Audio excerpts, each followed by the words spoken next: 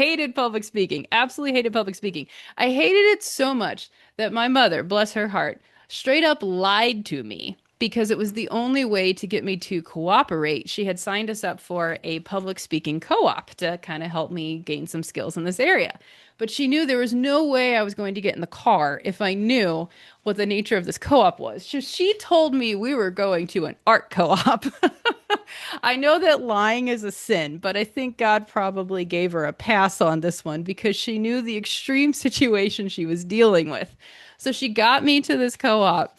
And then I quickly found out that it was a public speaking co-op, and it was that terrible thing that they always do on the first day of public speaking classes where everybody has to go up for 5 minutes and introduce yourself and say something interesting, and that's like your first speech.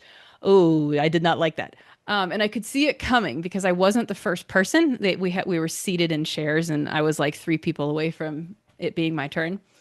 And so I came up with what I felt was a brilliant plan. I ran to the bathroom and I went into the stall and I locked the door and I sobbed. I sobbed my soul out in that bathroom stall.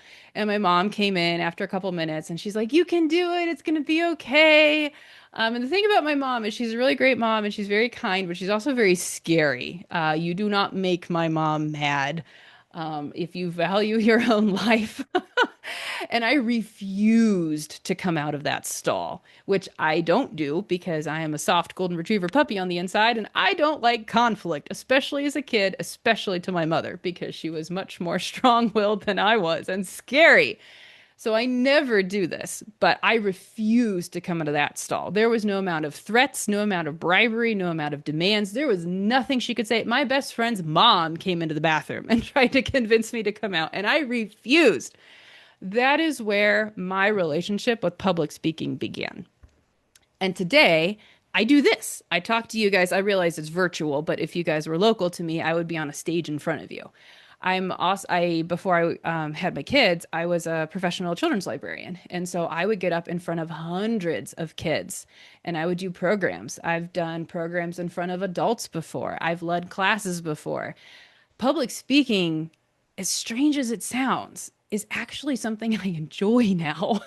And if you had told 13-year-old me that one day I'd be up and with a microphone in my hand, A, not puking, and B, actually enjoying it, I would have said that you were certifiably insane. There was nothing that was going to happen in my life that would make me come to enjoy this.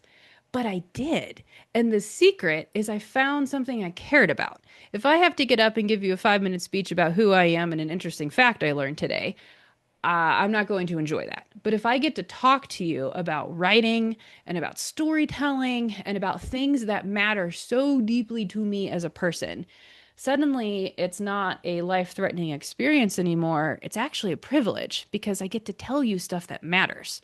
So if you feel the same way I do, if you right now feel the same way that I used to about public speaking, I want you to know that I totally understand.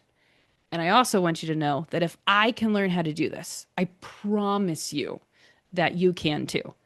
I'm not sure any of you have ever locked yourself in a bathroom stall being willing to face the fury and hell and wrath of your mother just to get out of a public speaking commitment. Maybe I'm not the only one. It would make me feel better if I wasn't.